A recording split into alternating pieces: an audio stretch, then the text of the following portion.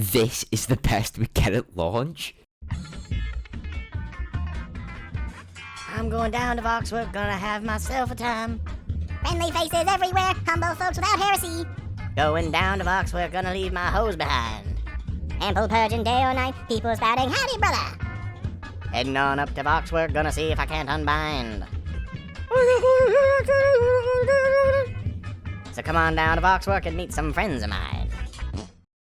Hello, everyone, and welcome to the VoxWork podcast. I am your host, Asmogan, and these are my co-hosts, Nathan X2000. Hello, thank you for having me on. And Nicho 40K. Hello, nice to be here. Yes, these are very wonderful, fine gentlemen that I am very proud to be doing this podcast alongside. So, today we have 3 topics we're going to be going over for all you wonderful folks who will be viewing the podcast. The full order is the biggest difficulties for new hobbyists, best lore moment and why, and if you could add a faction, what would it be? So, you guys want to get right into it, or is there any precursory things you'd like to cover first? First of all, maybe introducing your content, maybe recommending it to people? Well, I'll certainly go first. I am obviously Nicho 40K. Some of you may have heard of me for making some of the headcanon videos, and also right now covering the Primarchs and the audio dramas and stuff like that. I'm just trying to bring people into the hobby, usually through audio means. And I have content in that I have been waiting way too long to get to the viewers. So I think it's good to be back. All right, Nathan? To be fair, anyone that has heard of you is probably anyone that's heard of me has definitely heard of you. So I think everyone already knows the gist of my content. But just to elaborate, my content centers around 40k, XCOM, as well as bringing a lot more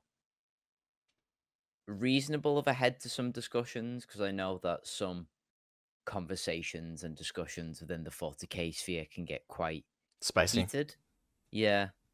Mm. Whereas I think it takes a certain number of people to kind of take a step back, see things from both sides, and hopefully try and bridge the rift that happened years ago with our Lord and Savior, Mr. Archibald. The Barchy boy. Yes, The best. indeed. Mm. Yeah, so these are my 2 co-hosts, and I will say this off the bat. Both of them are underselling themselves. Nicho was very hesitant there with his coverage, but I'll say this. I love Nicho's stuff. When I first checked it out, the thing is, my introduction with Nicho was he just hopped in one of my chats one day, and people in the chat were like, "Hey, it's Nicho 40K," and I'm like, "Who?" Yeah, it's so funny though. I saw that and I was just like, "Oh, I didn't know I was that recognized." Yeah, I had several people in the chat say that's Nicho 40K. So I actually had looked them up after that particular stream, and I was very entertained with what I found. So it was a great introduction to Nicho, and then him joining my community and becoming a mainstay in it. So that's been a pleasure of mine for sure. Oh, thank you. I'm just pleasured to be among such wonderful people, man. Yeah, and I'm grateful to have you counted amongst them. Nathan's very similar story, although I didn't find out about Nathan through the means of content. Well, not in that sense anyway, but he actually found me through as he just kind of referenced, the Arch controversy from me a few years ago, which we're not going to get into in detail, but the short of it is I defended Arch, made a video on it. There was a lot of viewership that suddenly flooded in. Arch backed me up and shared one of my videos on his YouTube channel, which was incredibly generous of him. And from all that, Nathan and a handful of amazing people who I count amongst my myriad of friends to this day, as well as people I love to engage 40k in with, Nathan is probably one of my closest friends at the moment. So I greatly appreciate that controversy for that. Oh, look at you speaking all sweet and stuff. I know. Adorable. All right, I'll stop blowing you, and we'll get right into this. Okay. All right. So with our first topic, we're gonna go into biggest difficulties for new hobbyists. So do you guys want to do this and take turns, or do you just want one of us volunteers to go first, and then we just kind of fill in as we see fit? Sure. I'll go first. I think because obviously we have to go through. There's different difficulties, obviously, and I think I don't think say the lore is as difficult to get into nowadays because you have so many YouTube channels that that sort of help you get a broad stroke introduction into the fan. I do think one of the first difficulties, and this is just the lowest one, the most common one, is the expense. Like Warhammer is incredibly expensive, and if you're not ready for that, uh, well, there's definitely other venues you can go through. But if you want to invest in the tabletop hobby, oh boy, you prepare to sell along. Let's just say. Yeah, actually, I've broken down the calculations here in the U.S. for the cost, and a minimum taking advantage of like secondhand markets and stuff like that. Your minimum starting investment to get into the hobby from scratch, like you have no prior stuff, you don't have paintbrushes, you don't have the paints, you don't have a place, you don't have any miniatures, and you don't have the rule books. Just the initial upfront cost, even if you get like the starter set and stuff, because you have to get all that, is minimum I've calculated to be about $235 to $245 in USD. Jeez. Yeah, over $200. Yeah, Almost almost halfway to $300 just for an initial upfront cost. So it is immensely expensive to get into this hobby. Oh yeah, especially if you try and do it here, where things tend to be like. Usually, I find things are kind of like 4 times or like 2 to 4 times more expensive than in, say, the US. So if it's like $350 to get into, it's like that could easily skyrocket. Over here, it's like the 600, and that's just the equipment to get the paints to get like a decent sized army. And for context for the audience, where are you from? I am from Iceland. And Yeah, like neither of us can compare to Australia. No, no. Those prices are horrid. Poor bastards. No, Poor bastards. absolutely. How are things on your end, Nathan? Though, are they that expensive or? He actually Well- lives in the UK, so Yeah. Yeah, we've kind of got the triumvirate of the red, white, and blue, like between our 3 sort of nations. Yeah, obviously because I live in the UK, while we still are subject to GW sort of little price increase here.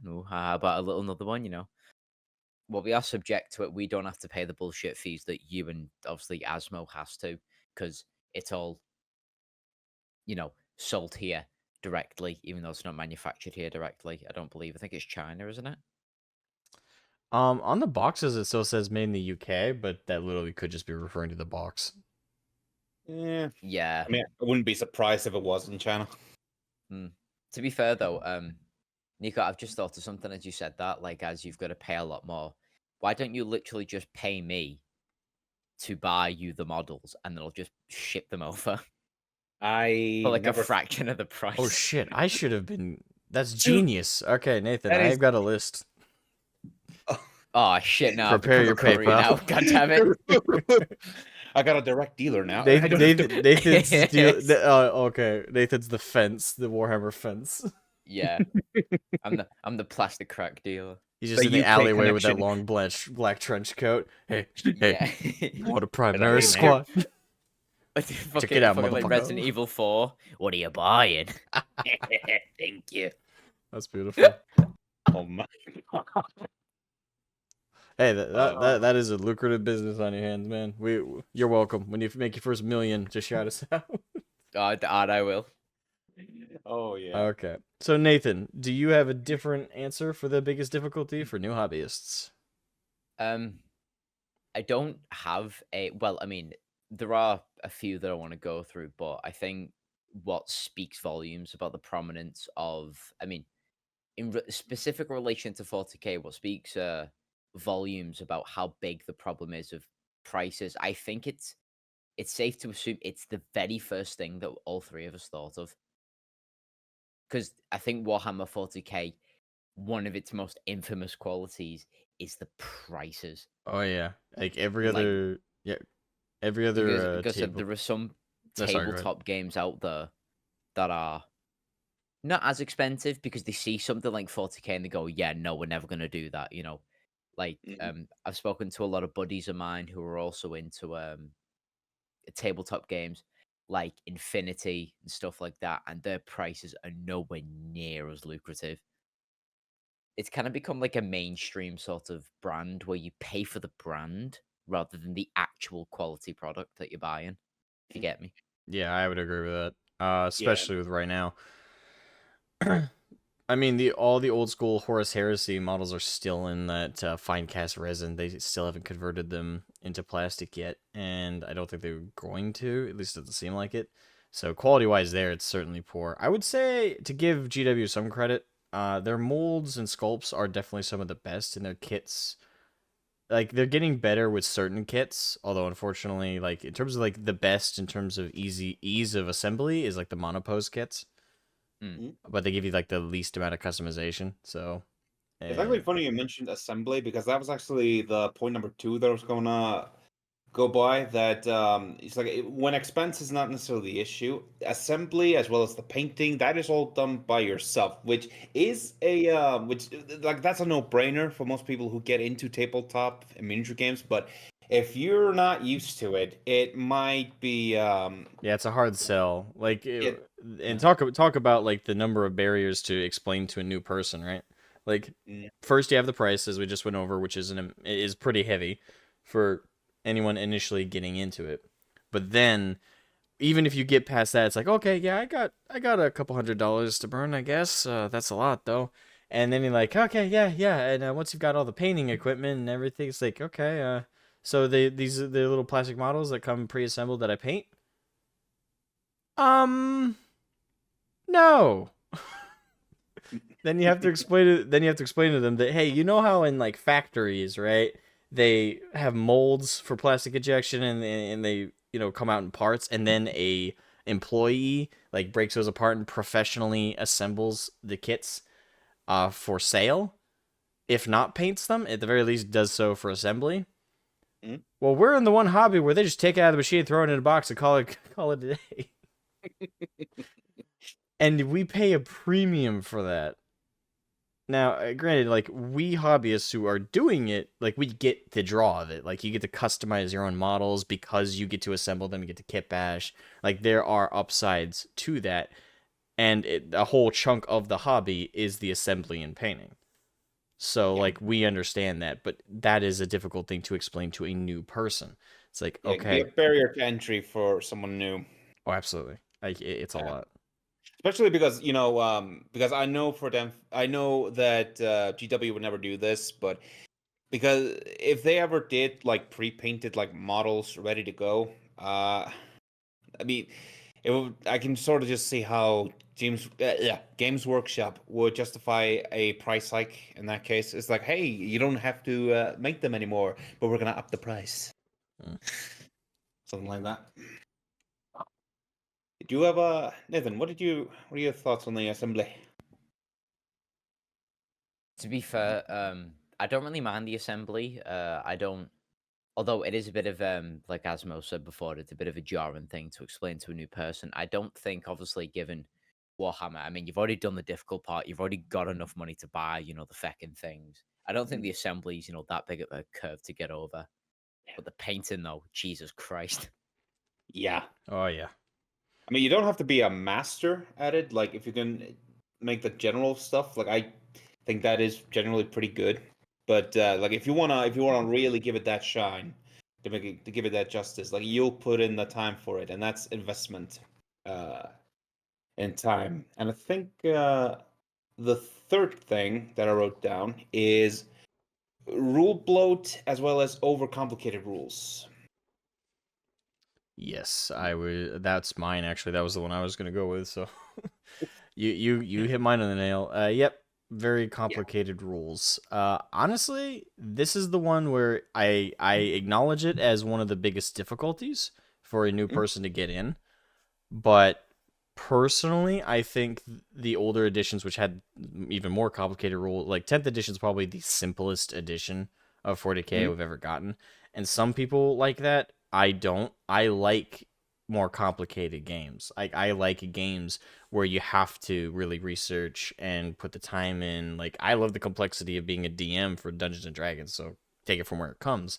But that the trade-off for that complexity though is more control, more flexibility, more choices, because you had war gear, you had different stratagems you could employ. There's different effects or special abilities that certain factions could have. There was a lot more options than there are now, because the way that they have sped up the game and streamlined it is they've removed options quite steadily from the game. Now, not wholesale. There are still some war gear options. There are still some like gear choices and now, but there's a lot less than there used to be. So for me, though, yes, I acknowledge it as one of the most difficult things to explain to a new person. Like, hey, yeah, you need a core rulebook, you need a codex, you need these index cards, you need to understand the usage of these dice, et cetera, et cetera, et cetera. I think it's more rewarding once you do all of that, because once you've done all that, that investment pays off, and with a very fun and a game with a very fun and invested in game, emotionally and time wise.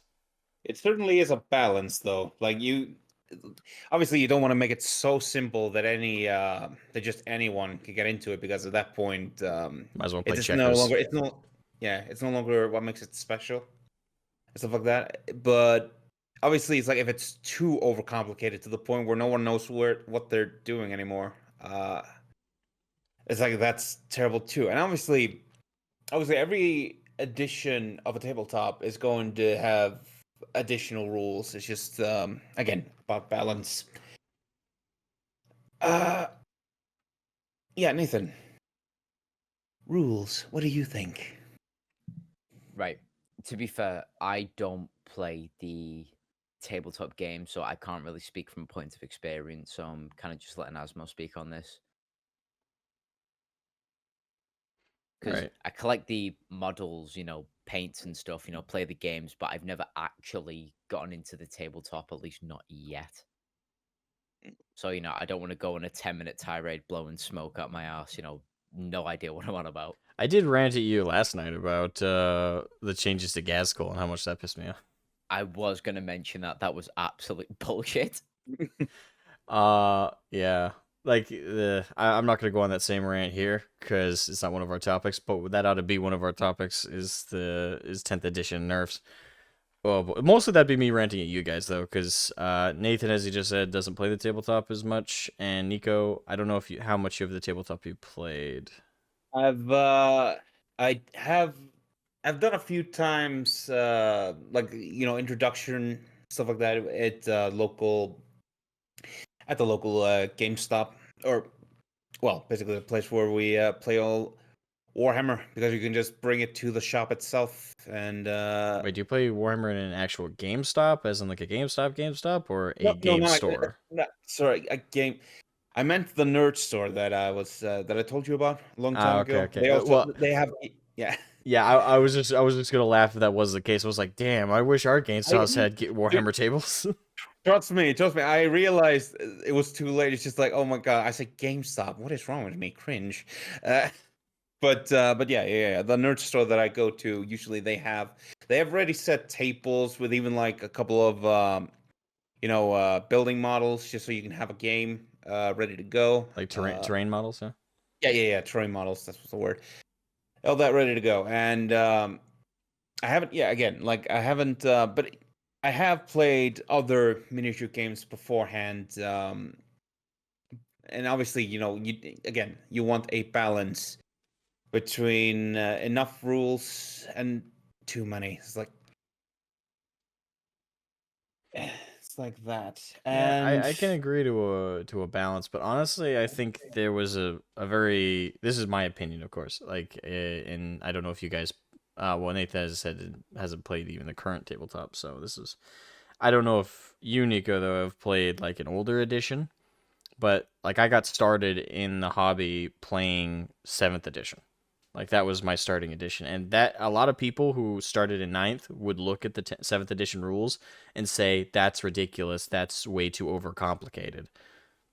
I look back at 7th edition very fondly because I personally thought it was the best rule set.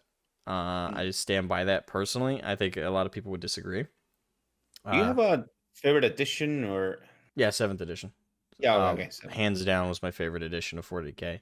8th edition I thought was a significant downgrade. 9th edition at its start was horrible, like absolutely terrible at the start. And it really fixed itself at the end. Like, I thought by the end of 9th edition, we had a solid game. It wasn't balanced, but the game never really is. But it was, at the very least, at its best place it possibly could be with the rule sets of 9th.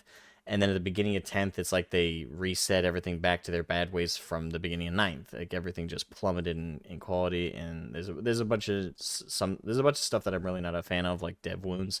But again, not going to rant about that. Just kind of sticking to the game rules, though.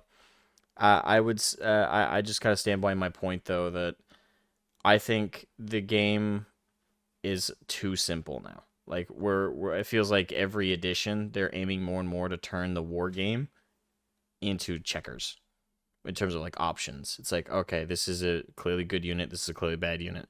How can I customize it to make it better? Well, in older editions, you could have certain war gear, you could have certain artifact choices, certain troop combination choices that could really boost each other. Now you only have like 1 or 2 of those. Like now it's really just, it's like hero effects and stuff.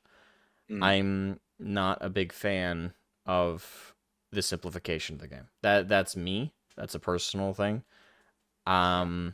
Again, there's plenty of people who would defend the changes. There's plenty of people who will say, "Oh, just give it time. 10th will be as good as 9th was at the end." But what about 11th edition? What happens when 11th comes out? Are we going to start over again with yet again another starting horrible, misbalanced rule set again with even more simplified rules with less options? Or are they? Yeah. Or when it comes to the 12th edition or the 13th and what? That's actually the funny thing I also added into the new editions as well as on the side retcons as well. That can also be a barrier to entry because I don't know how things are generally in tournament rules. I have heard different things that you do need the new models to play in tournaments and stuff like that, though. It depends. It depends on what models are talking. Well, for example, the new Tyranid units that came with 10th, a lot of basic like Termagants and Hormagaunts have bigger bases now than they did in older editions. So a lot of Tyranid players had to change their base sizes. At least I believe that's what happened. So that's an example of having to play with the newest models. Other than that, the only thing I think you mean is like Primaris, but that's less because you genuinely have to. Well, you have to now because they just retired Firstborn Marines, and I think they're going to Legends. Which is an absolute shame, by the way. And that's actually a part of the issue, I think, with the new editions is that they just get rid of the old stuff, and you have to generally buy the old stuff from like the secondary market, and it is really annoying because well, first off, it's what if someone's favorite, like you said, your favorite one is the 7th edition. What if you generally just wanted to play with the 7th edition? Well, I mean, you already have stuff from the 7th edition. What are some of the things you don't have? Like, do you have to get something? It's like, how are you gonna get that? Because this GW isn't gonna make it, and obviously they're just gonna try and simplify it. Yeah, like the benefit of this being a tabletop hobby is all the resources for these things, once they're in the hands of the players, can't be taken away. So I'm pretty sure I no longer have my 7th edition rulebook. I don't know what happened. I'm assuming I lost it in my move when I moved homes, but I do have a couple of the codexes from 7th edition, and I think I can pretty much find the rulebook online in PDF form. So that's something to be said is for people like me, if you do want a more complex, involved game, by all accounts, you can still do that. You just need to find other people who want to play an older edition, who have the models for it, and who are willing to take the time to meet up with you in person to do all that. Now, granted, all that's still quite the hurdle, but that option does exist. That being said, Oh, go ahead. Sorry, go ahead. Oh, I thought you were about to finish your point. I was just gonna say. That being said, I would just like the ongoing additions to stop simplifying the game. I think we're already at too simplified of a game, and if anything, they're actually kind of adding new complexities, like dev wounds. I don't remember that being in ninth. So if anyone's watching who is like, oh, that was a ninth edition, I don't recall that ever being called at tournaments or anything. So dev wounds, devastating wounds. I Yeah. really don't like those as they are right now. Like it's like a guaranteed hit of damage. Hmm? So I'm not a fan of like dev wounds, but maybe they'll fix them up. I know that they recently updated how they work, so maybe that'll improve my opinion. But dev wounds, I'm not a huge fan of, and also the nerfing of Gazgul. But again, like that's going to be a rant in itself. Yeah. I was going to say, though, it's actually funny you mentioned the 7th edition because when I was getting into 40K for the first time, I went to my nerd store and I asked for like a general start rule. And I don't know if you have this, but I have the you know the introduction, like the 3 books in like one, like the case. You don't. Okay, so maybe you don't know what I'm talking about. I'll have Three to books send you in one. I'm not sure what three you mean. books in one. It's basically like an introduction to the 7th edition of Warhammer 40K. It has the core rule book. It has the general like lore. You just basically it's an introduction bit. I don't. Yeah, I don't think we have that here in the U.S. Okay, I'll have to send you a picture of it because I do have it and it was for 7th edition. But the thing is, my mistake was I bought it just as 7th edition was about to end. So, that was great. Oh, I don't know. I know what you're talking about. Okay, yeah. I don't know that. What I wanted to get that, but I didn't actually get to get it. Yeah, if I you didn't have wanna, the money at the time. well, if you want it, you can always have it if you want. Make it a part of your collection. Oh, you want to part with it? Uh, n- I mean, it's like I'm not really using it, and so who knows? Maybe if I ever come by to your place, I'll just bring it along with me. I would, I wouldn't mind if you did. Okay, so we've been going Sure. on the difficulties for new hobbyists for a while. So are you guys ready to move on to the next topic, or? Sure. Or Yeah, I was gonna mention one thing, but I Oh, feel go like ahead. if I mention this no, no, one go thing, ahead. it's gonna like take a fuck ton of time. No, do it. Do Worst it. case scenario, I have to edit it. No, okay. Well, one thing I was going to mention for difficulties of people getting into the hobby is the community.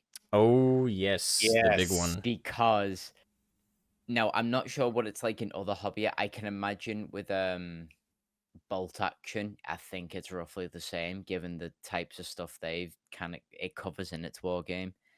But especially recently, I mean, Asma, like you've spoken with Bal a number of times. He's been in the hobby years and years and years.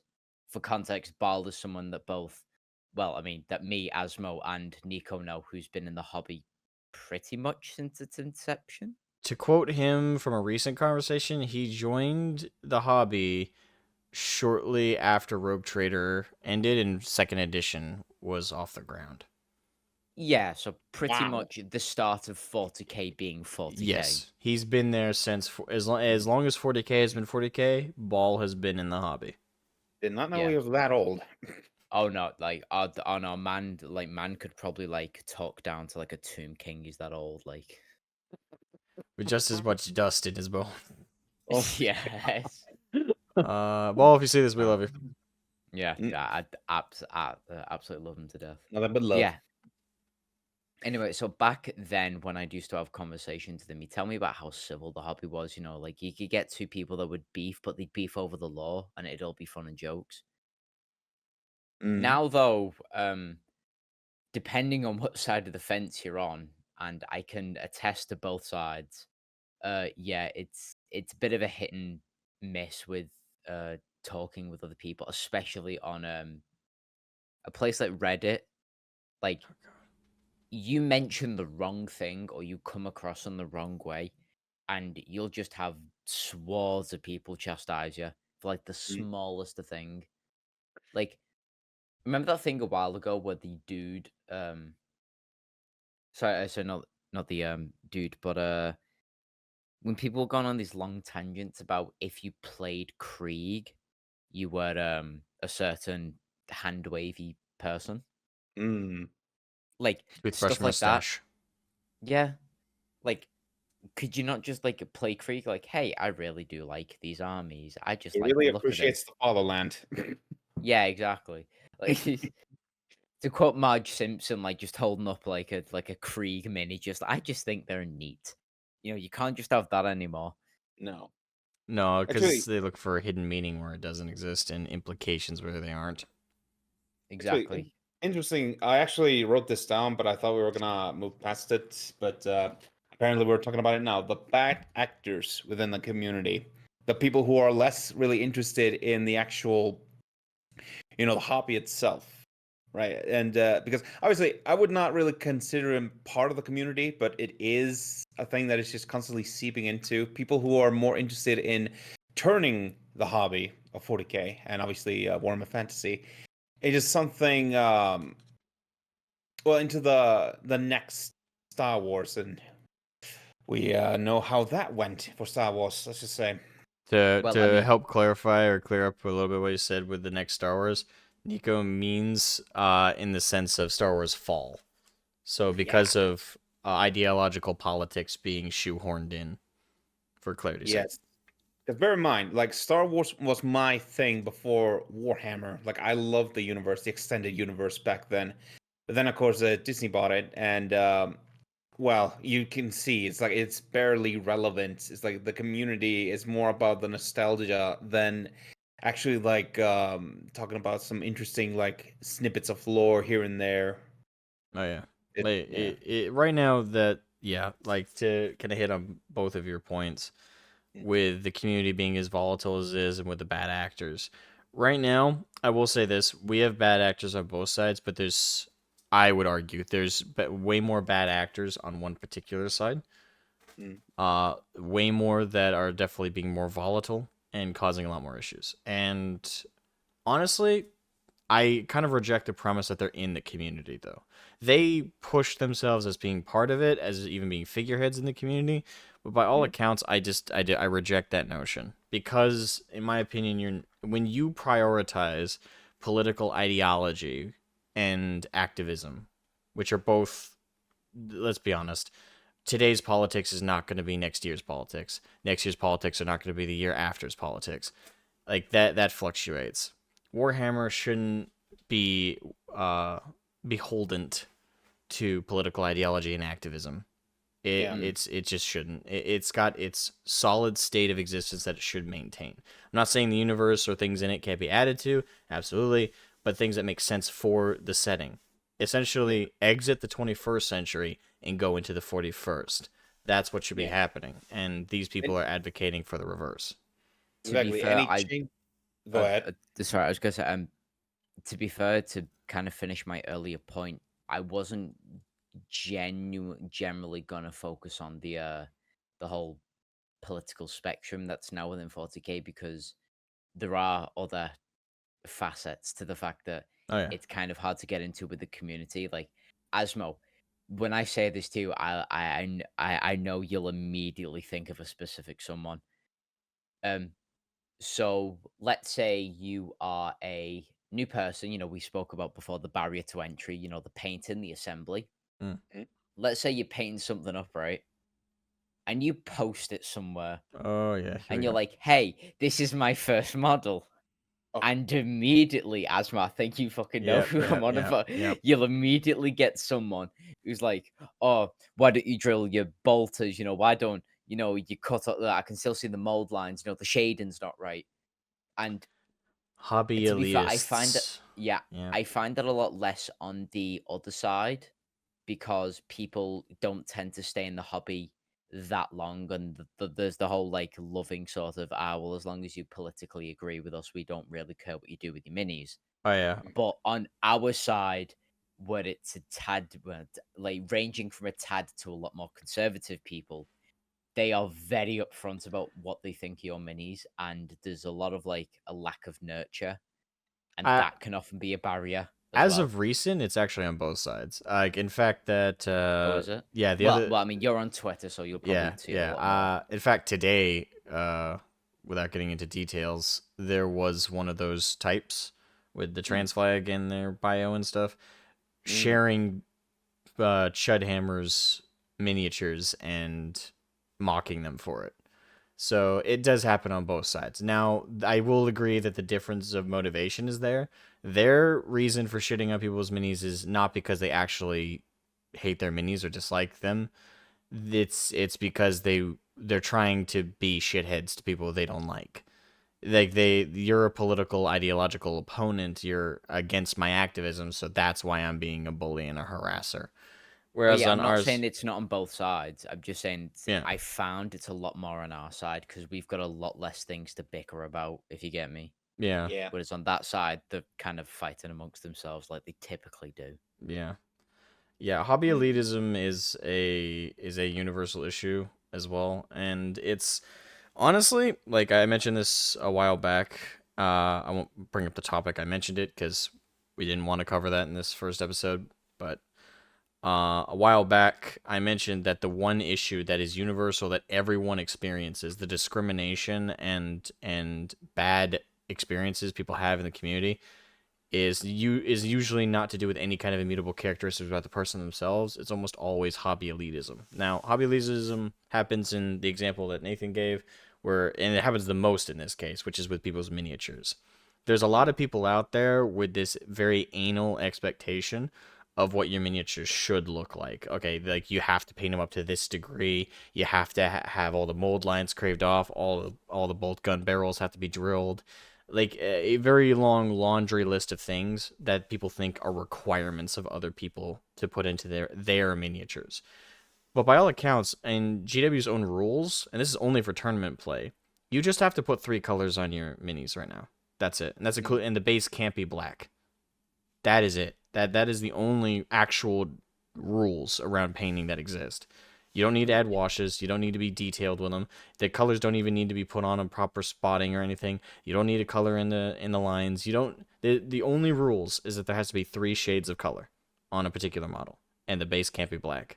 Those are the only rules. And even then, if someone's just collecting and painting the models, that doesn't mean they're going to play them with tournaments. There are people who just collect and paint their models and don't even play tournaments. They don't even play the game casually. They just like to, like, it's like the old boomer crowd that collected old tin models to assemble and stuff, right? Some people just approach the hobby from that aspect.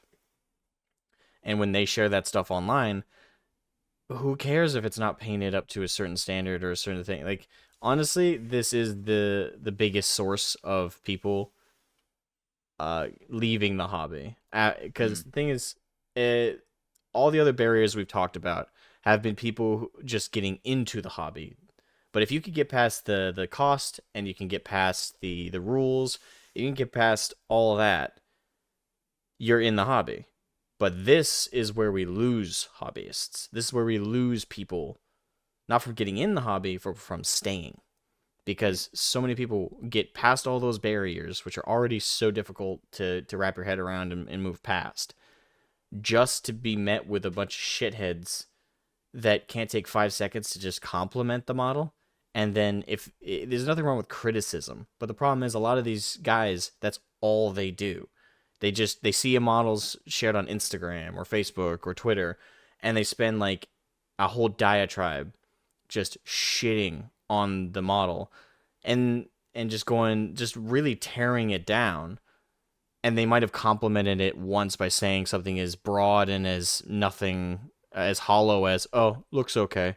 And then they immediately go into this laundry list of issues, and they're very brutal, very detailed with all the issues, but they're not detailed by any compliments. And at that point, anybody who reads that, like, they're not going to focus on like the half-hearted, hollow, quote-unquote compliment at the beginning. They're going to focus on the 500 things you tore down about the thing. Like that is very demoralizing, and half the time they're not even legitimate criticisms, in the sense of they're not helpful. Like when you point out someone's mold lines and say, hey, you didn't scrape those off, what if they didn't want to? What if they weren't doing any dry brushing, so there wasn't anything for that to catch? You don't have to get rid of them. It's a nice thing to do. It's a cleaning up with a model. Is it required? No. There's no rule in GW's rules that say you have to get rid of the mold lines. There's no rule in GW's rules that say you have to drill the gun barrels. You only have to put 3 colors on, and the base can't be black. Those are the only rules. That's it. Yeah. Some of the further that I've seen this criticism go is like pure zealotry, where they like you said, they will list off any reason to have a go at them. Like, you could have a model as detailed as yours, Asmo, like when you do it on stream. You know, I'd say yours is of a very, very good quality, you know, to the point where people did pay you for it. There are some people who will see your level of quality and then they'll just find any tiny bit to nitpick on. Doesn't even have to be with the model. Because, oh, like, you know, they'll be very reluctant to give a compliment, like you said before, like, oh, they look okay. And then they'll ask a question as dumb as, oh, but did you magnetize your base? And you go, well, no, I didn't even know that was a thing. And it goes, oh, but you've got to magnetize your base, you know, like, how are you going to swap the models out in different poses? It's actually They'll funny, though, find because the crumb, a crumb of criticism, and they'll run with it. it's actually funny though, because I always find that people who have a laundry list of criticisms and only maybe a few handful of compliments tend to be people who are more insecure about themselves than really just like actually critiquing the work and giving proper feedback. Because again, I have actually seen this with some artists as well, where some kind of meh artists will just look at someone else's art and they'll just pick out the laundry list of issues. Now, this is a minor anecdote, but this actually this actually is relevant. So when I actually posted not that long ago in artwork, I actually asked for critiques, and Pyrrhus was very helpful in giving proper criticisms, and he didn't go through a laundry list of them. He just mentioned the most important things, and that is actually helpful. I actually wanted that. That is something that even in the hobby that you want. Like, keep it short, keep it to the most important things. If you actually want to help someone keep it into the hobby, because we don't, because definitely we don't want to lose like the few really good people who want to genuinely get into the hobby. You know, who want to join it, who don't care about changing it. That we need people like that, and. So yeah, just cool it with like the laundry list of issues. Just like, keep it to the essentials. You know. Yeah. Maybe that. Yeah. Yeah. It's just I think it's just a lot of people forget where they start. Like, this is the most generous interpretation. Is a lot of people forget where they started, and forget that when they started, they forgot to prime their minis, they forgot to thin their paints, they forgot to scrape off the mold lines, they forgot to drill the gun barrels. Everybody who starts out makes mistakes. They do something wrong. And the least helpful thing is list off 1,000,001 negative. Even if you don't necessarily say anything rude objectively, like, you don't need to say like, oh, this mini looks like shit and here's what you got to fix. No, you can try and be civil and still come off like a jackass. Because a lot of people are not going to be receptive if you say something, a half-hearted compliment of like, it's okay, and then you spend an hour breaking it down every negative. Like, that demoralizes people. If we want people to stick around, you need to encourage. So here's like a tip for anybody out there who wants to avoid being elitist and is willing to actually try and avoid that. There are some people who are elitist who won't even acknowledge that they are one. But if you're out there and you're criticizing people's minis, here's a tip from me. Like, I've been criticizing and helping people's minis for years, and I've been able to avoid becoming an elitist pretty easily. When you see someone's models and you see, even if you see something as horrible as they just didn't thin their paints and the paint is thick, like, it almost completely obscures any of the details on the model, don't immediately jump in and be like, dude, that looks horrible. You really need to learn to thin your paints. No. Take a second and breathe and look at the model. Look for anything to compliment and compliment it more than some vagary that doesn't matter. Say something like, hey, I like your color choice. It was pretty neat. Or, hey, I really like the pose of this character that you chose. Or if there's something on the base, find something and actually detail it. Once you've found something to compliment, then go into the criticisms, but be respectful and don't give every single one you can find. Be rational. Be like, okay, here's the most crucial thing you need to keep in mind. keep it in mind for later. And then, basic human decency. Mm. 1 or 2 negatives with a positive, and even if there's 100 things you think that are wrong with it, no human being is going to be able to fix 100 things in one go. So just pick the biggest issues. Be respectful, point them out, give a genuine compliment, and then next time they share the minis and they make the other mistakes, point out another 2. Keep doing that over time while also giving those compliments, and an equal level of positive reinforcement and gentle criticism will result in a person actually genuinely improving and staying in the hobby longer, wanting to improve, wanting to be more invested in the hobby space, wanting to get into other parts of the hobby. But if you demoralize them by just shitting on their stuff, they'll leave, because no one wants to get engaged in a community where they feel disrespected. So that's a genuine tip to people out there. Whether you acknowledge you're an elitist or not, really review how many compliments you give versus how much criticism you give. Because too much criticism just doesn't work well for anybody. Yeah. Yes. All right. And to be fair, anyone that is listening and is relatively new to the hobby, if you do meet somebody online that is like a pure elitist, and if they think a half-assed excuse is, then valid for them to just open the floodgates of just absolutely trashing on you starting up, they could be insecure about their own 40k models, but the thing is, they could also be insecure about something else in their lives. So they come to 40k where they've perfected kind of painting and preparing their models, and they'll just trash on anyone because it makes them feel better about themselves. If you encounter anyone, please just keep in mind that they are a fraction of the community. Like, that is such a small but very vocal amount of dented to like don't have decent sort of experience in human interaction. Yeah, and they're really only online as well. Yeah, like- actually, in like- general, I find that these people are just like in the 1%. Yeah, like you've got people like Asmo, you've got people like Nicho. Like, even though I don't paint, I'll happily compliment models. We've got people like Ball, we've got people like Pyrrhus, we've got people like Cavantis, we've got Codex 556. All people who were just like very. I mean, at least not for myself, not to toot my own horn, but I'm sure that if people were to post models online, there's a lot of people out there, especially that I've seen in this community, that the one that Asmo's fostered, very sort of nicely. There's a lot of people that will be willing to compliment your models. I will admit, if you don't thin your paints and it's like it looks like one of Nurgle's testicles, may point it out. But we will find obviously something to compliment on. Just don't lose that motivation. Just don't lose that that drive in order to want to get further into the hobby and perfect your craft. Absolutely. Yep. All right.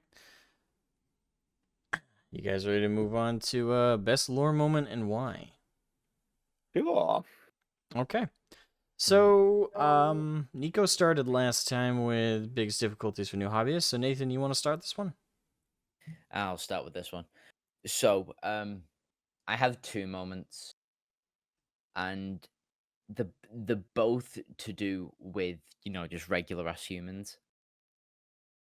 The more famous one that I think everyone knows about is the guardsman who stood in between the Emperor and Horus. Oh, yeah. Oh, yeah. Like the gravity of that moment. Like, just imagine you are, I don't know, 5'9", 5'10", 6 foot, whatever, and you're standing in front of like how tall are the Primarchs? 9 foot, 10 foot? 10 foot. I'm pretty sure. Well, I 10 think foot. Vulcan was 10 foot, and like the rest were like 9 feet. Some 9 or 10 foot brick shithouse adorned with many chaos ornaments, with a weapon that can erase you from existence. But your love for your emperor is so strong, and your belief in humanity is so strong, that you stand in front and say, "Oi, what's up, fucking Horus Looper cunt, fucking try me." And he just gets wiped out. And it's in that moment that the emperor then realizes the entire culminations of his efforts have been recognized in that one guardsman sacrificing himself. You know, 40k is depicted as, well, I mean, not depicted, but it is, well, I mean, at least in the older editions, it was grimdark. But I think even in grimdark, the tiniest situations that presents hope, or like the love for something beyond its physical means, like the emperor, that he views the primarchs as like tools. Hmm. The love for something, just that tiny little glimmer, Eh, forced the emperor to kind of snap out of his delusion for his son, and is like, hey, yo, this guy's kind of bad, and just like did the equivalent of a Thanos snap and just wiped Lupercal off, like, the floor of his ship.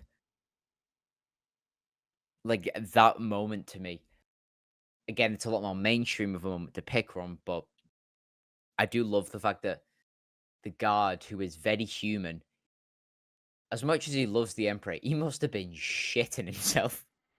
I He mean, probably felt like, yeah. well, this is it. Like This is how I go. that's what makes the sacrifice so significant. Is he knew he had Mm. no hope in hell of actually doing anything against Horus. You're a standard solar auxilia. Your name is probably not even written down in the Emperor in anywhere in the Emperor's files except for meat bag number 3 that's surrounding me. Like that, like you are by all accounts in the grand scheme of things nothing. But you prove that even a little bit of nothing can go a long way. Mm. Like The yeah, go ahead. I was gonna say the absolute titanium balls on that man. It's like he did not care. He still Man, did it. man had genitals made of fucking ceramite. That is a god.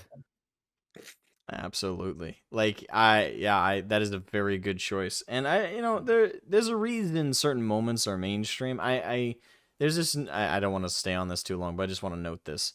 But there's this like notion, and this isn't just in 40k, this is across like all things, where if you like something that's mainstream, it's like bad. Like a certain someone we used to know, Bird War. Like he hated a whole rock band because it was mainstream, and that's the only reason he ever gave me. Like I said, is it about the tone? Is it about the cadence of the songs? Is it the instruments used? Like, what's the issue? And he's like, oh, it's just because everybody likes them. Like, there's this weird like plague where people like go around and they're like, oh, if you like the popular thing, you're dumb. But why? Yeah. And honestly, you gotta. I think the real question you should ask is, why is this moment so popular? Why is this thing so popular? It's because so many people see the value in it and like it. It's not just because they act like the only reason people like it is because it's popular, and sometimes that's the case for like younger crowd in particular. But I would argue that especially like a moment like that from the 40k lore, or well, there's a couple other examples we might get into, so I won't list them. But there are, see, like, for example, Krieger have become one of the most popular, if not the most popular guard regiment in 40k. Yes? Mm-hmm. Yeah. Mm-hmm. But there are people who really dislike it because it's been like the gas mask noise memes, and so many people like make comments about it, so many people reference Krieg, so many people like Krieg. So there's this notion from some people who are like, oh, I hate Krieg now. It's like, why? Because so many people like them. Well, that to me just doesn't make sense. Like, a lot of people like something because there's something to like. It's not just for no reason. Mm-hmm. So I would say don't ever let like a popular opinion stop you just because it's the popular opinion. If you genuinely believe it. Yeah, if you like it and genuinely, then it's fine to like it. It's Absolutely. Just, like, if you see the value in it, that's great.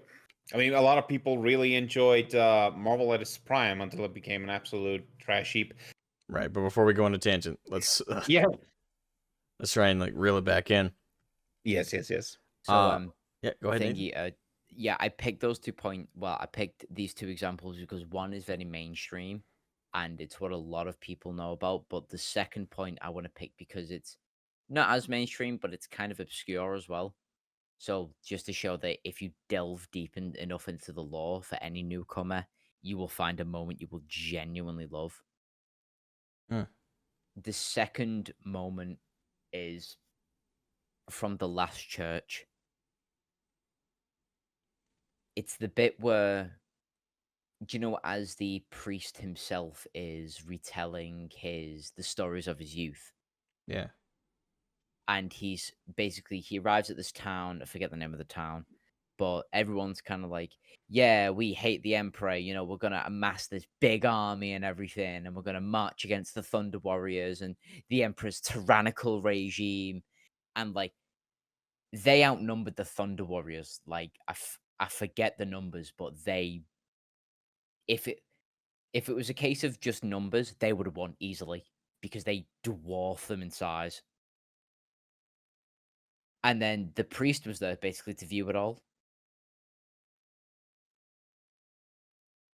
And the moment the Thunder Warriors opened fire, it's just peak grimdark, like the horror of the explosions and the chainswords and like body parts flying everywhere. Like this person who proclaims his love of humanity was not afraid to show that anyone who steps in his way will be cut down, whether it's a member of his own race or whether it's someone else. These people who had seen their families, seen the adoring, cheering crowds cheer them on to take down the Emperor, got wiped out in a matter of a minute. 2, if you're being generous. Cold, brutal reality. Exactly. Like the two moments are very juxtaposed, because the first one, the Emperor realizes, like he has to take down his son for the love of humanity. Like his entire campaign would be for naught if he let Horus carry on. But the second moment, the Emperor's like a cold bastard. Like that motherfucker did not care how many humans died. If you stood against him, you were going to be ripped to shreds through impossible odds. And that is just peak grimdark to me. Like there are more horrifying things that have happened to creatures and people in 40k, but it's the fact that it's from a human perspective, very squishy, like, us three. They were just wiped out. Oh yeah. That moment speaks volumes to me, and I think I'd be safe in assuming that a few people would agree with me. I would agree it's one of the big epic moments. It's not one of my two, but it's up there, and I can't fault anybody for putting it up there. So, very good choice. Thank you. I kind of want to rant about that, but at the same time, I don't. I'll just say I really appreciate that choice. It is a very good one. All right. What do you want to rant about? So then, what's your point of contention? No, it's not a contention. It's more or less adding to the rant of like the quality of that grimdark moment, and then a little bit of a rant about how we don't have that anymore. But yes, yeah. But that's gonna honestly, that could be a topic for a podcast episode in and of itself. So I'll abstain with that for now. So Nicho, best lore moment and why? And you said you had 2. Well, I said I was thinking about 2. I think I have one for the serious moments, and this is from. Now, this involves Conrad Curse, and this is from the audio drama The Dark King. I don't know if you guys have heard that. I have. Oh, nice. What about you, Nathan? I've heard of the story, but I've never read the story because I've never been a Colossal Curse fan. But I just like him. I will tell you what. I will have to send you the audio bits because I already have it. But basically, my favorite moment. It definitely has to be the ending, because when he bombs Nostromo. Because a thing that I just find so interesting to think about is that, well, his literal introduction is kind of the same. He literally just came from a warp hole, and he dropped just down. It's like absolutely, he came roaring down, just absolutely explosions everywhere, and that was just, and okay. Yeah, worked. I swear to God, my tongue. It's all that snow. But Are you how would? snow? No, I'm a snowman. I live in the Hingadinga lands. But the ending itself, when he just bombs Monarchia, I just thought it was interesting to think about, because now he has no attachments at all. He thinks his brothers has abandoned him. I mean, he literally attacked Monarchia. Rogel Dorn. No, sorry. I was about to say that's That was yeah, wrong. no, That was that's wrong. That was a slip up on my part. that's fine. Yeah, when basically he attacked Rogel Dorn because Fulgrim and Conrad, they had been talking about Conrad's visions and confidants, and when Rogel brought it up as a topic, he just went full angry for obvious reasons. It was meant to be private, and then of course, I'll just get to the end. So the thing that I just appreciate about this moment is just this is how far gone Conrad is. It's just the ending is like it was just a strain on him, Nostromo. Especially, I love the bit where he, Nostromo was once the very model of the pacified planet. Its populace was kept compliant through fear of the harsh punishment that he would mete out to any who met his foes. I've listened to it so many times I can almost quote it verbatim. And then he gets angry. It's like, and now we've returned to this. A murder every 11 seconds, a rape every 9 seconds, violent crimes increasing exponentially every month, suicide rates doubly every year. Within a decade, there will be nothing left of the ordered world I left behind. And then he just bombs it to shit. And then the very ending is like, I take this burden of this evil upon myself, and I shall not fear it, for I am fear incarnate. It's just Beautiful. I don't know if I explained it 100% perfectly, but No, but I got the sentiment of what you were trying to say, and I'd agree with it knowing the story. Yeah, it for me, very good characterization from that story, and I can understand why you choose it. Absolutely. And I was gonna mention for the funny bits, I was gonna mention the bit where he just crashes, where Gaskell crashes a meteor into Hades' hive, but the thing is, I haven't fully gone through the Armageddon stories, so I wasn't able to confirm, because I've only heard it in passing. I just thought it was interesting that he would land a meteorite as a way of just like, oh, I parked my keys. I don't know. It's so funny how orcs do things, especially just like They're the you're comic fully- relief of the galaxy. Absolutely, the comic relief of the galaxy. It is just fun. Oh yeah. Okay, I guess it's my turn. So I have 3, from different perspectives. So I have a best lore moment for serious. I have a best lore moment for sad, and I have a best lore moment for comedic. So I'll start off with the best lore moment for sad. Sigismund's death at the hands of Abaddon the Despoiler in the first Black Crusade. Yeah. So, for those who've seen my lore video on it, you know how much passion I have for it. At least I think I translated that pretty well to the lore video. But Abaddon and Sigismund facing off. Abaddon enhanced by the powers of the warp, wearing Terminator plate and bearing the claw of Horus in one hand and a sword in the other. Versus Sigismund Sigismund touched quite thoroughly by time, aged, and starting to lose his edge. Despite that, Sigismund, by all accounts, in my opinion, won the fight in terms of the spirit of it. The two of them face off, all the while Abaddon trying to corrupt Sigismund, trying to turn him to their side, Sigismund not even entertaining the idea. It's a beautiful, perfect characterization of both of them. And Sigismund's final line, after his entrails have been completely scattered across the flight deck, basically cut in half by the claw of Horus, still has the fervency, the strength of will to spit vile once more at Abaddon as his power, and try and reach towards his power sword still sticking out of Abaddon's chest. wanting to further push it into said chest, even though it was already hilt deep, and spitting vile at him, such as, "You will die as your weakling father died, soulless, honorless, ashamed," and only dying after he got the last word out. For me, such an amazing moment, and pure 40k. It's pure grimdark as well, because normally the hero wins at the end. And even in times in other non-grimdark stories, the hero might die, but they achieved their victory before they did.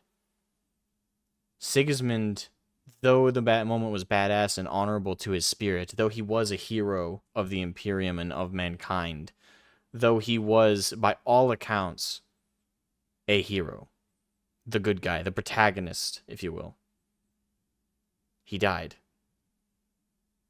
And he failed to kill Abaddon. It's a grimdark moment when you realize that despite everything Sigismund achieved in his life, his final moment was a fail. He failed to kill Abaddon, and he failed to stop the First Black Crusade. But despite it, he went out spitting vile. So that, for me, was probably one of my favorite moments for sure. To be fair, when I was watching your lore video breakdown, that was the first time I'd actually heard, like, I'd actually found out that's how Sigismund actually died. And it was a bit of like a kick in the nuts. It was like, oh, I liked him as well. Like, he'd been describing him throughout the entire video, like he was like an absolute chad. But I find that Sigismund's death is a lot like a Cadia situation, where even though Sigismund died, I can imagine that was a massive beacon to all the Black Templars to basically just look at Abaddon with even bigger lens flares in their eyes, just going, "The fuck did you just do?" Mm-hmm. Yep. Absolutely beautiful moment. And I'd agree. Yeah. It was definitely a rallying cry for the Templars, and I'd say for the Imperial Fist as well. Were you a Black Templars fan before you'd found out that Sigismund had died? Yes. I was Not gonna say as that must have fervently, stung but a lot more. Nice. yeah, it did. It did. It did. It was a sting. Ah, God, still such an epic moment. So that was for sad moments. For serious, RYLANOR, when he detonated the bomb on Fulgrim. Oh, yes. That was amazing. One of the qualifiers I have for why it's such an epic moment is I do not like the Emperor's Children. I have no fondness for them whatsoever. Their aesthetic, their stylization, their characters, though I find some of them memeable and funny, and I can kind of respect Lucian, I don't particularly love them as a legion or as a chapter, or as a warband. Not a fan. Yet, RYLANOR is one of my favorite characters. Not quite up there with Sigismund, but I'd certainly put him above Karn the Betrayer. I'd put him above Dorn even, in some ways. RYLANOR was the faithful, the strong, the last man standing to preserve the honor of the Emperor's children. For me, he represents what the Emperor's children should have been. And he's a standing reminder of what they were before they fell. A time when they could have been respectable and could have been honored. And yet, they fell to degeneracy, heresy, and the worst of the worst. And his final act of vengeance on behalf of his brothers from the betrayal of Isfahan 3. I'm pretty sure that it's Isfahan 5 for the Dropsite Massacre, Isfahan 3 for the Great Betrayal, or the Great Purge as well. But I could have the numbers reversed. I think that's one of the easiest numbers to screw up. But regardless, RYLANOR summoning back Fulgrim, trying to detonate one of the virus bombs to destroy him, failing, and then having those 1,000 suns. Like, that moment with RYLANOR. That is one of the most serious 40K moments that stands for me. It's a powerful moment, and I highly respect it. Can you see now why I had RYLANOR's headcanon voice be Optimus Prime? It is just so fitting. Yeah, I that's not a poor choice. I think that's fair. Mm. But yeah. So yeah, the last moment is comedic. I'd say it's unintentionally comedic, but I can't help but visualize it in my head every time I read the book. So I'm pretty sure it's from Galaxy in Flames, but it might be from Horus Rising. No, I don't think it's Horus Rising because the full betrayal didn't happen in Horus Rising. It's just when Horus got corrupted. So I think it was wasn't it at the very almost at the very beginning of Galaxy in Flame or no. No, maybe halfway through it though. That's the thing. I'm not sure, but I'll say this. Yeah. So during the betrayal and the purge of the loyalists and the heretical legions on Isstvan 3, after the virus bombing, and they're now trying to defend themselves from their legions that are now trying to purge them, there's a moment where Gavial Loken and Karn are dueling on ground. Gavial acknowledges he is the weaker fighter. Karn is the superior martial artist, and not just martial artist, but just combatant in general. He doesn't have a chance of beating Karn when it comes to skill in combat, so he has to outsmart him. So he tricks Karn into charging at him, and then gets impaled on a fucking rhino. Yes. No, I can't remember if the vehicle was actually a rhino, but I'm pretty sure it was. Regardless, he gets impaled on the front of a fucking tank. And as it's driving away, he's screaming absolute bloody murderous rage and spitting vile. I'm sorry, but it's such a serious moment the first time you read it, but I've reread the book like 6 times. Every single fucking time. It's just such a cartoon skit in my head. Oh, dude. Oh yeah. Actually, now I actually do remember, but as you mentioned the first 3 books, it was in False Gods, right? This is actually the funnier moment, and this was not intended to be funny because I know that they address it as serious. But do you remember the bit when they were bringing Horus back from, basically he had gone into his coma, right? Yeah. And they were bringing him up onto the deck, but the problem is that it is just filled with people who are just getting in the way, and they just are absolutely interrupting. It's just like they're in the way, right? And so they think about massacring just to get them through. And I couldn't help but think this. It's like I just heard, like as I was reading this, I just heard Heavy from Team Fortress 2. It's like, incoming. That's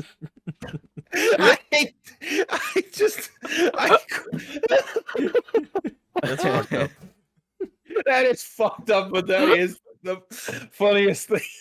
Oh, I'm fine. Good. Actually, I think that is in Horus Rising, is it? Because it's after it's the crowd of people on the ship as they're trying to get Horus through to get checked out by the apothecaries. Yeah, I'm pretty sure that's Horus Rising. No, I think that was definitely. I feel like that was in False Gods because it happens in the False God where he goes down to the planet where they were, where he gets stabbed by the thing. I'm pretty sure that's Horus Rising because Horus Rising ends after he wakes up and has all the vision stuff. No, the Horus Rising, it was basically the betrayal, Monsuke. Don't you remember? It was remember the bit in where he just looks up in the sky as like, Father, why have you forsaken me? And stuff like that. I feel like that is where Horus Rising ends, and after that in False Gods, that I won't hold things up, but I'm pretty sure it's Horus Rising. But I have to open up the book and look through, and I don't want to take the time to do that right now. So, you know what? I'll hold it up as well. I'll just like I'll fact check this one day. I'm gonna say it's probably the False Gods, but then again, who knows? I might be wrong. But yeah, that is a funny moment. with that idea added in. I don't know. I think Yeah. the Karn impaling though is funny on its own. It's just one of Yeah. the most skilled combatants and martial combatants in all of the Imperium. Karn the Betrayer, or at the time just Karn, and he is fucking impaled on a tank by Kafia Loken. It's just, yeah, just know that you mentioned it. It's like, and the funny thing is, like, he survives after Yeah. this. Oh yeah. I just love. It kind of just looks like a moment in like a modern Marvel movie or something. Like, and he's just like, oh no, what the hell are you doing? Get back in there! I need to kill this Loken. It's just like it just grows distant and distant. Oh. Like having a Oh, 5-year-old having like a big temper tantrum, and like the parent decides to carry the kid out the room, and it's like the kid's yeah, just squirming, throwing fists and kicks. Like, let me yeah. at him. Let me. I want to kill that motherfucker. It's And like that. Gabriel Loken's like, bye bye. Oh, it's very Looney Tunes skit. Oh Oh yeah. God. Yeah, so it's cool. None of us seem to have had overlapping moments choices, which is surprising. I thought one or two of us might have like an overlap, especially when we all had like one or two. But it seems like we all have different moments we consider like some of the best. Well, Huh. well, I mean, to be fair, 40k law's been going on for that long. You know, you Oh could yeah. probably, Oh, yeah. like, you can invest a week's worth of law, like deep dives, and you wouldn't even scratch the surface of all the shit that's happened. Oh, absolutely. Also, Nico, fuck you. Like every single time I'm now envisioning like Gazgul getting off his meteorite, like he turns back, clicks his car keys, and then the moon just flashes two massive orange headlights as he walks off. You're welcome.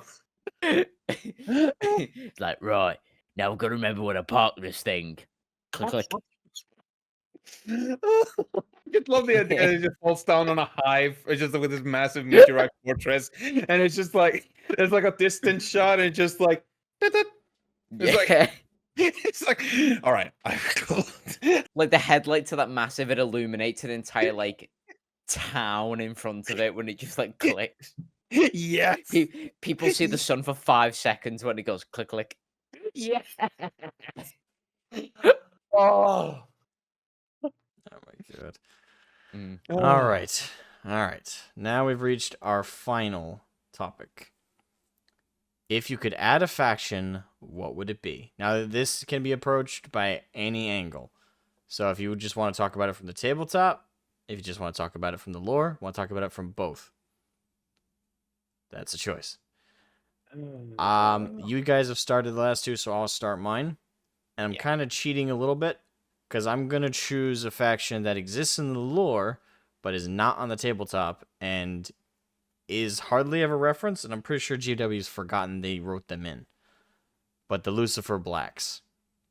The custodies of humans, which I know is kind of an idiom, but where, you know, with Space Marines, the 3 tiers, if you will, not including Primaris traditionally, the 3 tiers is normal Space Marine, Grey Knights, and then Custodies. Like, those are like the 3 levels we consider Space Marines at. And humans kind of had the equivalent with, you have basic Guardsmen, the Tempestus Scions, and then the Lucifer Blacks. The Lucifer Blacks are the humans that are assigned to guard Terra and the throne room on Terra. They are the ones who patrol the Imperial Palace alongside Custodies and Sisters of Silence. Now, a lot of people, whenever you talk about the who guards the throne and the Emperor, everyone remembers the Custodies and they remember the Sisters of Silence. But people forget that there are basic humans that guard the Imperial Palace and the throne room as well. That being the Lucifer Blacks. They are the ultimate human soldiers. They are not super evolved like Space Marines, yet they are highly skilled. They have some of, if not the best equipment possible for a human to use. They even use spear-like weapons similar to the Custodies themselves. So the Lucifer Blacks are the ultimate force of humans, of base men and women that kick fucking ass. And it's actually, at least this is my belief, that the members of the Solar Auxilia, that the man who sacrificed himself to defend the Emperor against Horus, I believe he was a part of the unit that eventually became the Lucifer Blacks. Oh. So, That That is, makes sense. yeah, that's a bit of a headcanon though, right there. But it makes the most sense because the Lucifer Blacks, their first introduction was back during the Unity War on Old Terra. They were the humans that fought alongside the Thunder Warriors, and that training and that level of equipment was maintained by the Emperor, and he carried them forth into the Solar Auxilia and his personal guard. So they also then eventually became Lucifer Black. So it makes the most sense that he would have been amongst that unit that would take on that title of Lucifer Black. So with all that said, you would think that they would be on the tabletop, right? Mhm. They're not. They have no models as far as I've seen, except for fan-made STLs. That is just silly. It is. It's like they sound so badass. Like, why? Why not? They are criminally underrated. And quite a few hobbyists that have been in the hobby for a long time don't know they exist. Like, I know they exist because I'm like a mega nerd and I research the lore a lot. And they've come up numerous times in the old lore, the Lucifer Blacks. But GW haven't referenced them in a long ass fucking time. Like they are pretty much non-existent now. But let me share an image with you guys, and I'll have to edit it in the video, but that's fine. I mean, I can definitely attest to the fact that they don't really reference them because until you mention them, I've never heard of them. Yeah, like look them up right now. They have a lexicon entry, and they're even on the wiki. And of course, there's a couple of old I already books. have. I already looked them up as you were typing it. I was like, Okay. God damn. Like, Yeah, the Lucifer Blacks are, and again, I know it's kind of an idiom, but they're the custodies of humans. They, just like the custodies, they guard the Imperial Palace, and they use the spear-like weapons, and they have the best equipment possible for a human to possibly wield. oh, look at that. That is badass. Yep. That has no right not being on the tabletop. Yep. They are the peak of humanity while still being human. And it's a crime that they didn't even have Forge World models, if I recall correctly. Now I might be wrong. I probably ought to have looked before saying that, but I don't recall them ever having, even in Forge World, models. Could you imagine could you imagine like a variety of Lucifer Blacks? Like imagine like if you had the Krieg variants of Lucifer Blacks, or if you had Cadians, or if you had Elysian Drop Troops, or Valhallan Ice Warriors. Like you'd have, it's like you could have like a variation of those. That would look badass. And that would, but lore-wise, the Lucifer Blacks are all Terran-born, if I'm recalling correctly. Yeah. Yeah, although they do recruit from other regiments for like the best of the best, like to pad their numbers, because they try and maintain a massive force. I think they serve as both the guards of the palace itself and as the PDF force for Terra. So I could be wrong. I have to double check that. Terra might have a PDF force and then the Lucifer Blacks, but they are stationed on Terra and in the Imperial Palace, and they patrol the palace alongside custodies. So they also train alongside them. Like they are the peak of humanity.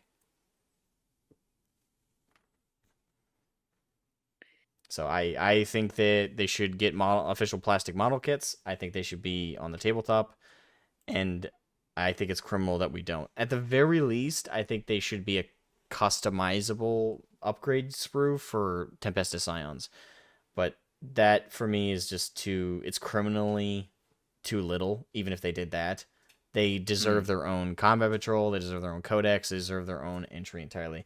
And I'm disappointed we got Leagues of Votann long before we got the Lucifer Blacks. If we ever get the Lucifer Blacks. So yeah, that's mine. If I could add a faction, what would it be? It would be the Lucifer Blacks. And they exist in the lore already, so I'm mostly talking from a tabletop perspective. Nathan, you want to go next, or? No, I will be very gentlemanlike and let you go first. Well, thank you. So, I think I'm gonna take your approach, Asmo, as well, and I'm gonna take a faction that already exists, but they barely have a model, or they barely, they don't have their own rule sets.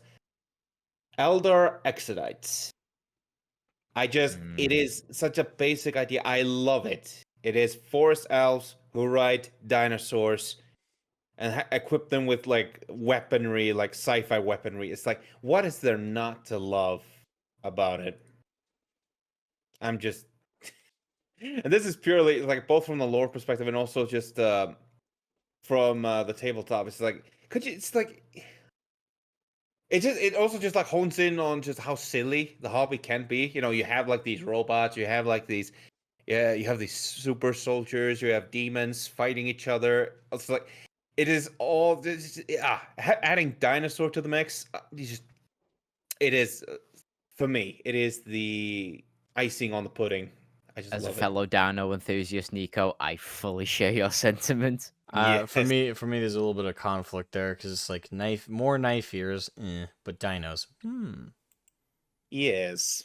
And in general, like I don't think I have to necessarily go even further than that because you know, unless I need to explain what an Eldar Exodite is, but I don't know. Do you Maybe think I should?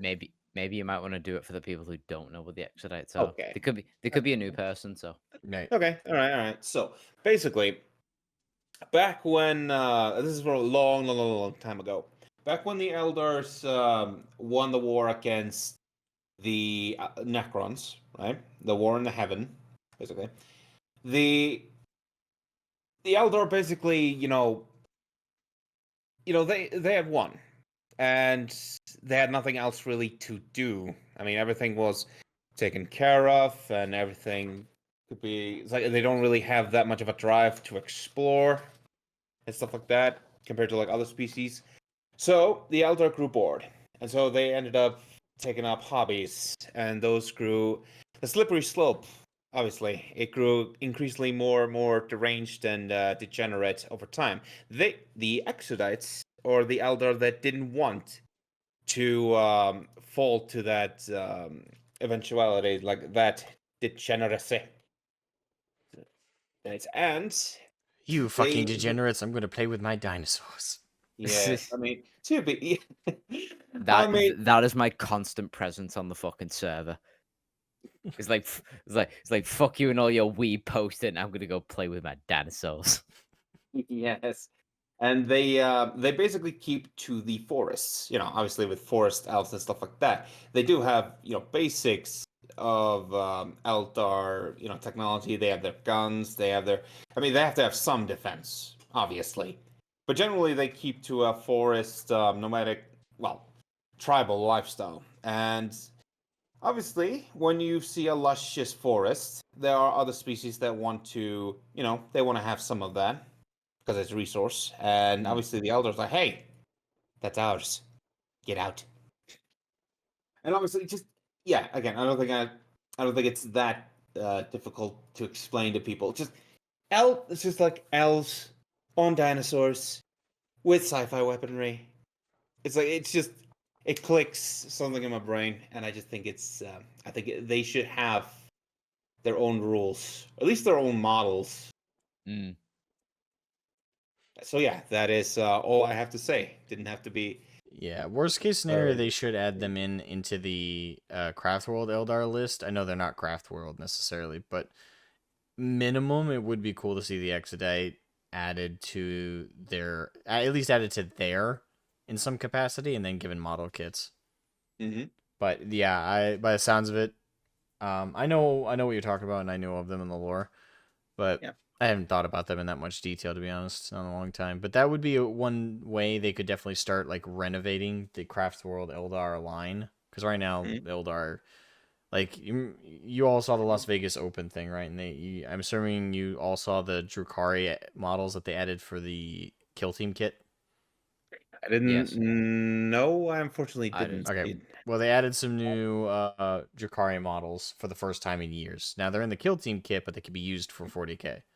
Right, right. So a lot of people were super excited about that. So was I. I was really happy to see it. Mm-hmm. So yeah, but Craft World Eldar haven't gotten updates in a long, long time. And honestly, that update in the Las Vegas Open announcements wasn't enough for even for Drakari. Like they really need a whole line renovation for both. So Yeah. hopefully they do for Hopefully, and it's like it sounds like such easy money because it's such a Oh, yeah. simple thing. because Yeah. there were quite a few Eldar players. I mean, in the tournament I went to yesterday, there were 2. And the thing is, like, too, is like you can also like this is also a chance for it's a chance to make your own stuff, like new types of dinosaurs. Because again, evolution is very, very different, and it creates odd results. So if you didn't want to stick to just the basics, although that would not be a crime in itself, you can go and experiment a little bit with some new original dinosaur designs. Mm. Oh, yeah. That'd be awesome. All right, Nathan.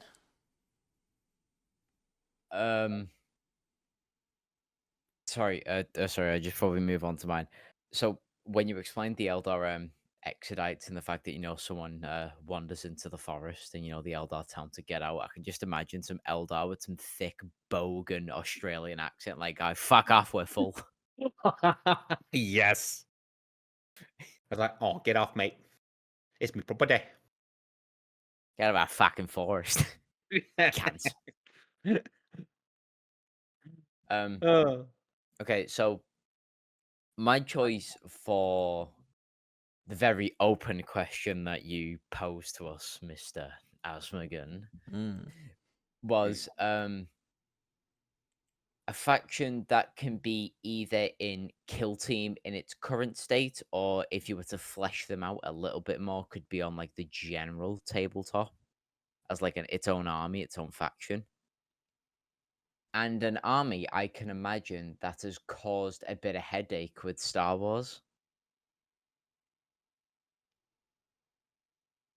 I'm on about the Rakghoul, or the Rakghoul. The Rackle? The Rakghoul. The Rackle. Okay. Because Interesting. by the way, the whole Star Wars reference I made was because they have a monster, obviously in the KOTOR games, called the Rakghoul. Yeah. That are basically just like fucking weird ass mutants. Yeah, they're also in the MMORPG Star Wars: The Old Republic. I think they're also in the Old Republic games, the KOTOR. But I can't remember. Yes, so KOTOR, both okay. games that they're in there. Mm. But so my pick was the Rakghoul because they are a fairly new edition, at least according to what I'm reading. But if you to go on the Lexicanum page, they are fairly fleshed out, and they legitimately seem like a threat to like any Imperial boarding parties, like investigating space hulks. Like they are hyper predatory, and they are not nigh unkillable, but they are fairly sturdy, and they move really fast as well. They kind of sound like a mix between Tyranids and Dark Eldar, with the whole biomechanic aspect to them, as well as the whole their entire modus operandi is to just to eat you. Do you have a I'm looking photo at reference artwork. of this? Yeah, I'm looking Or- at artwork of them right now. Do you want me to share a reference? Because they're freaky looking. Yes, please. Okay. That's another reason why I love them. They look so cool. They look awesome. I will give you that. They look great. Let me use a better image probably. Yeah. Well, it's not a better image, but it's one I can actually get without having to screenshot it. Okay, there it is. Like, imagine being in a single tiny ass person corridor in a space hulk, right? You know the way that those bitches are like built, you kind of cramped together, single person sort of hallways. Yep. Mhm. Imagine walking down one of those with essentially your double fucking your twin link las cannon, which just has a flashlight on the bottom, which is why it's twin link. And you're staring down that corridor. All of a sudden, Four Legs McGee with a fucking auto gun is staring at you from the other end of the corridor. With that fucked up tail. Yeah. Ooh, that looks badass. and They have the wield shoot range to guns. blow your legs off, and they could just run over and go, "Uvu is for me," and just pick you up by the head and just start eating you. And they've got a fairly fleshed out society as well as units as well. So I think it's a tad bit criminal why GW are not utilizing this faction in at a minimum kill team, because they seem like minor squads that you might field in one go. But Yeah.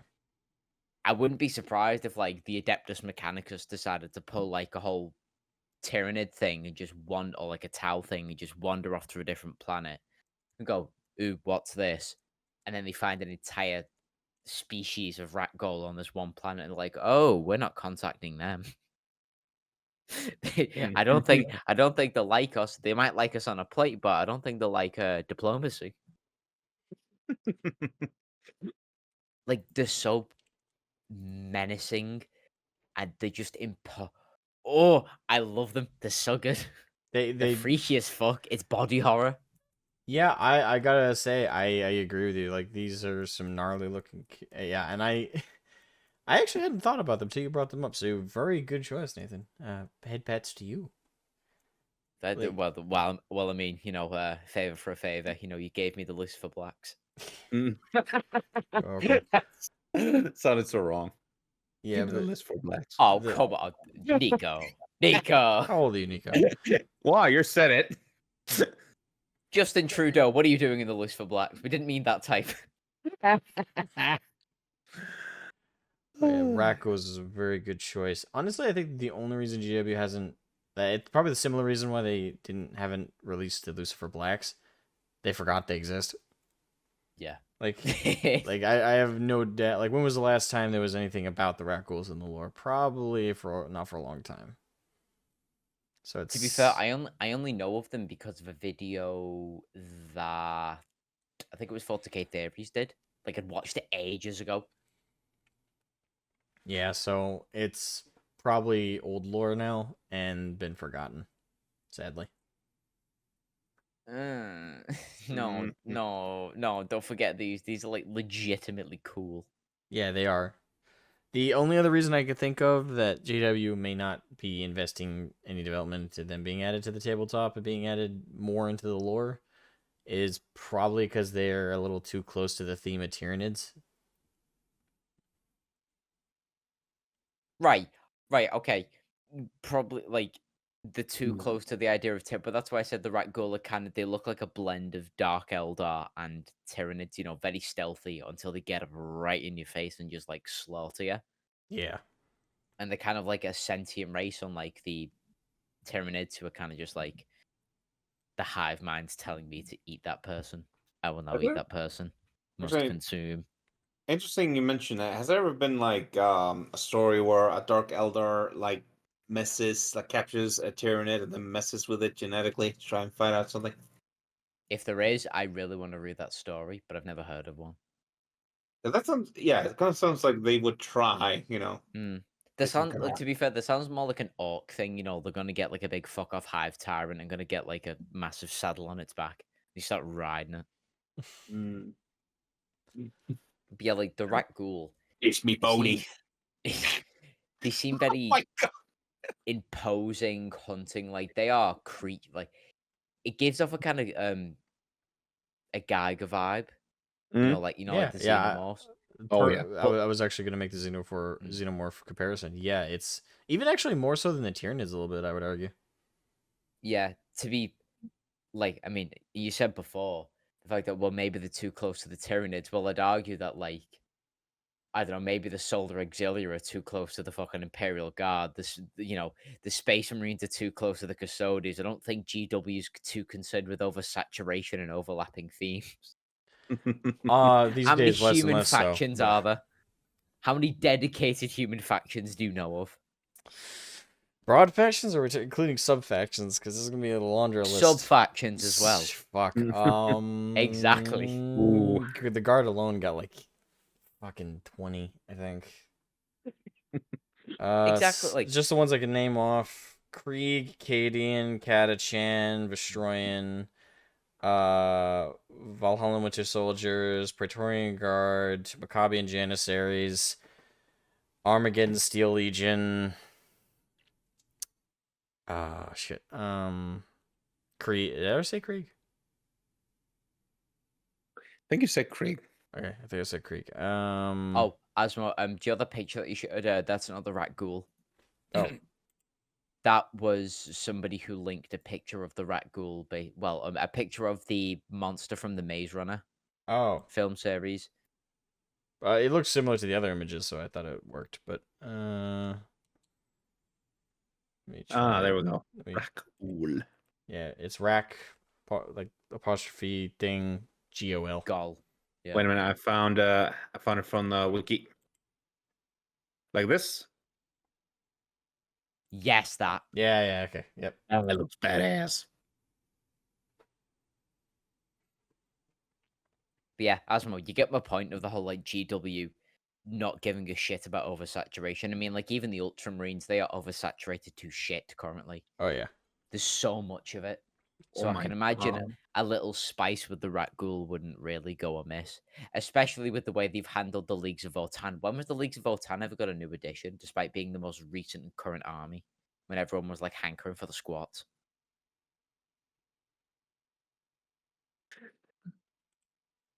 Like they have fucked up that launch massively. Like the fact that they're Oh, not yeah. constantly adding to it. Mm. I'm not a fan of League of Votann. Like I know a lot of people who kind of are, but I'm not. I have no interest. For me, it's the aesthetic. Like I wanted the aesthetic of squats. I didn't want. I kinda- I didn't Yeah, want that. I also just kind of see it as Deep Rock Galactic, but like 40k. That or There are StarCraft. so many examples of what like people. It doesn't bringing look up some of the stuff 40K. they released, It doesn't look 40K. and it looks exactly like Deep Rock Galactic. Yeah, Yeah. I that's my biggest issue is Leagues of Votann suffer from the same thing as Tau. They just aesthetically do not fit the setting. By the way, I just sent you guys a Raccool Marauder. Yes, Yeah. peak. That's what I meant about the whole auto gun thing. Like it can blow your legs off and it'll scuttle over and eat you. Ooh. So Oh, just that looks so imagine cool. an entire faction of them with a big, like, imagine not even having barely any vehicles in the right goal. Like it's an entire infantry based faction that relies on speed and stealth. Yeah, they're very HR Yeager. Like this, So, yeah. this looks like it's one of like the concept arts for the Xenomorphs. Yeah. Okay. So that was the first episode of the podcast. Oh, like how'd you guys like it so far? The format? I actually quite enjoy it. Yeah, I had a lot of fun discussion with you guys. I can't wait to do more episodes. I know. Oh yeah. It's actually I like like it. it's real like it's really refreshing to speak about 40k with other people who are like massively into the hobby rather than just speaking about the same talking points like over and over and over and over again. Like it's taking it back to the love of the setting Absolutely. with other people who love it like as much as well, I mean, I wouldn't say as much as you, Asmo, because you've been like hyper nerding 40k. I mean, you can for me, it's just I nerd out enough that I learn a lot of things. Like I know about the Lucifer Blacks. I research the lore so much, and I read a lot of the books and audiobooks. Like my obsession with the lore and the models is hyper. I wouldn't put anyone else's standard to mine. I'd say if you have fun with it and you look into it and you know at least the basics and you're trying to learn more and more, you're just as hardcore of a fan as me in terms of where it counts. I'm just autistic. All right. Well, we're going to wrap up. Thank you, everybody who watched this episode of the podcast. Hope you guys enjoyed it. There will be timestamps in the description below. And of course, links to both Nathan and Nicho's channels in the description of the video. Make sure you give them a check out. It'll also be in the pinned comment. And make sure to leave a like, subscribe for more episodes, and let us know that you enjoyed it. And we will be happily providing the next episode in a week's time or so. And yeah, love you guys. This has been Asmogan. This has been It's Nicho. been Nathan. Oh fuck! God damn it! I knew that would happen. Even the ending. Tis. It's been, yeah. It has been Nicho. It has been lovely to be here. And this has been Nathan X2000. Thank you again for having me on, you lovely gentlemen. Alrighty. Love you both. Love all y'all watching.